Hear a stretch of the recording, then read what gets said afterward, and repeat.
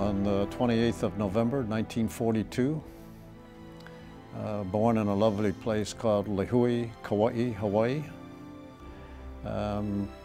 23, as I recall, 23 when I went to Vietnam the first time.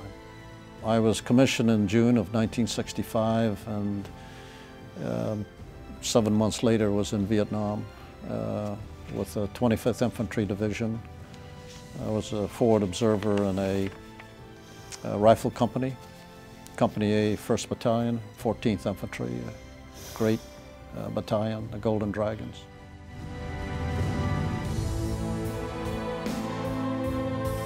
I was coming out of position as a forward observer and was instructed to report back to my battery that day.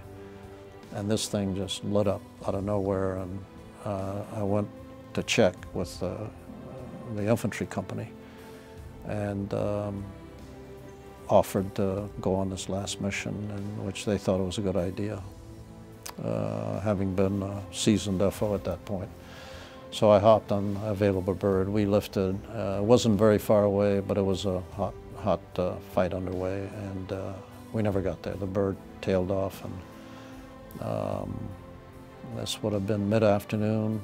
I probably came to the next morning about between 4 and 6 o'clock. So I've been out for a while, and yeah, I was pretty badly beaten up. Broken jaw, you know, just fracture of the left cheek, orbital floor was fractured, left eye, you know, just dropped out of the socket. So, yeah, so first tour, 8 months in the hospital, second tour, about 15 months. I went back initially and joined, you know, the organization in Fubai, a large base defense command, and I was there for probably 7 or 8 months, and then something happened in one of the cavalry units north of us, in a place called Dong Ha, and there was a call out for armor officers to come in and take the place of a troop commander. I was tapped, and I reported up there and went immediately into the unit and on operation. Troop A, 3rd Squadron, 5th Cavalry, the Black Knights. And on a particular night in April, we had set up for the evening, and we were near 2 camps on an airstrip, both Vietnamese. On the one northern end, there was a Vietnamese Army compound, and on the southern end of the airstrip was a Special Forces camp.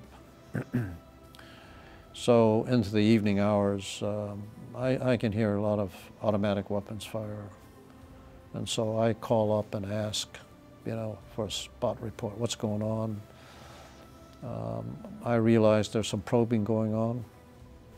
And I ask, you know, do I need to reposition? Because the cavalry troops spread in hither and yon, 3 platoon locations.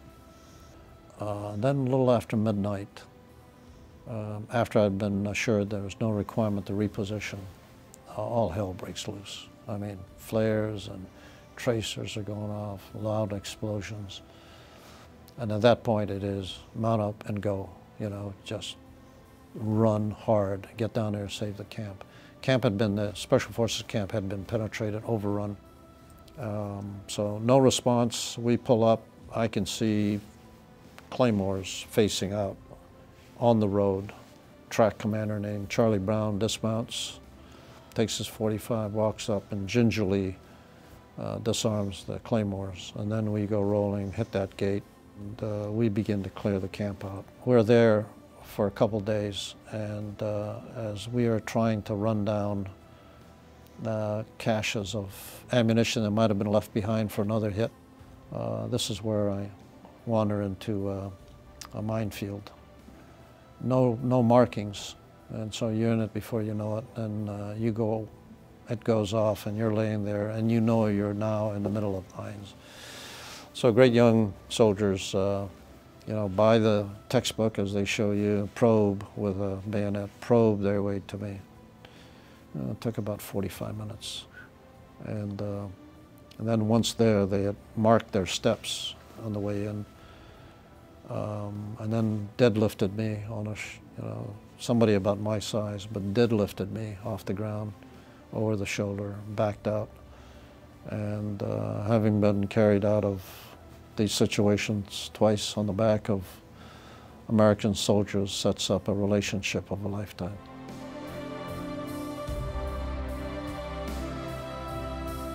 So after I'm injured here, I am medevaced to Da Nang.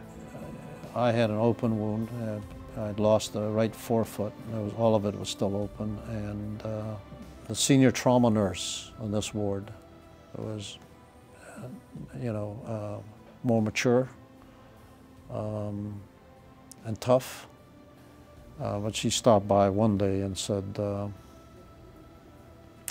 know, I've been a trauma nurse for a long time.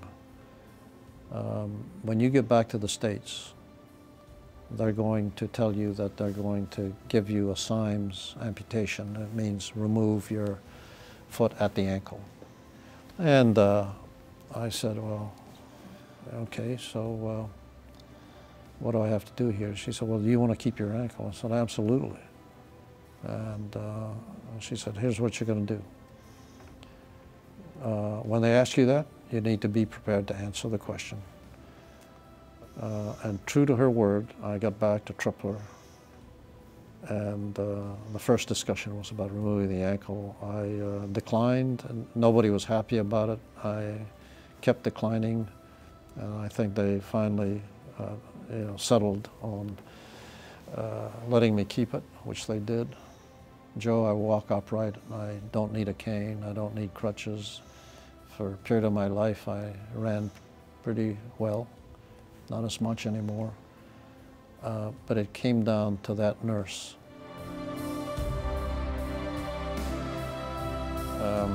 We had received a number of young NCOs. In particular, one was a Staff Sergeant E6, squad leader. Late in the afternoon one day, as we were getting ready to put our ambush patrols out for the night, and you're always in a crunch in time.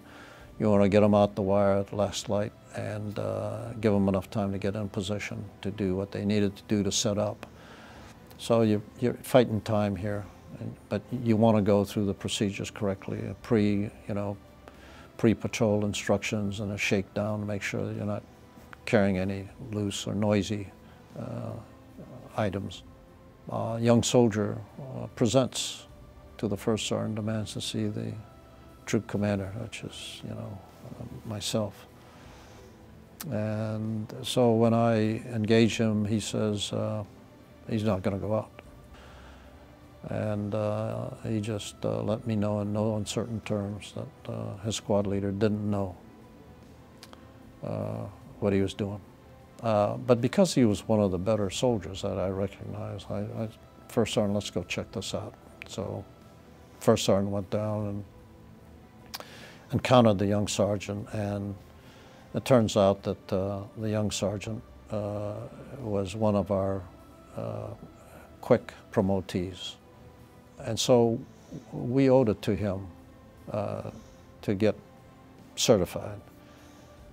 I also owed it to this young soldier, the one individual in the entire Army who had figured out that this thing broke down, not to unfairly punish him. We took that patrol out that night. I did.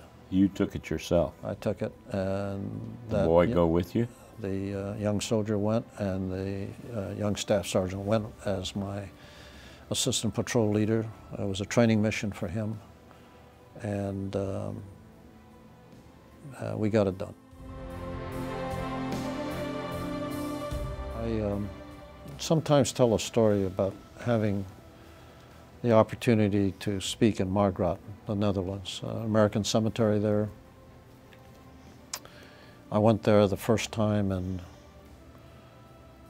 I guess, Memorial Day in 1998. And I arrived to speak, and I'm greeted by the mayor, and there are thousands of people there. And I'm surprised by it. You know, Memorial Day, you show up and there's a coterie of people, thousands of people, 10,000 people, Joe. And I turn to the mayor and I say, oh, Mr. Mayor, all these people turn up when an American general comes to speak in Margraten? He says, oh no, it's not about you, General. So there are 8,000 plus Americans buried here. Every one of them has been adopted by a Margraten family. And throughout the year, they come on their own to care for the grave, to put flowers. But on Memorial Day, they all come, and they all wear their Sunday finest, and they're here to honor their American. And the third generation, the youngest generation, are there cleaning the headstones and clipping grass and laying flowers. And the adult children are supervising and the grandparents are standing back, you know. And so you see 3 generations here. And I said then, you know, to the mayor, I said, I wonder if I were able to come back in 10 years, whether you'd be doing the same thing. He said, oh yes, we will be.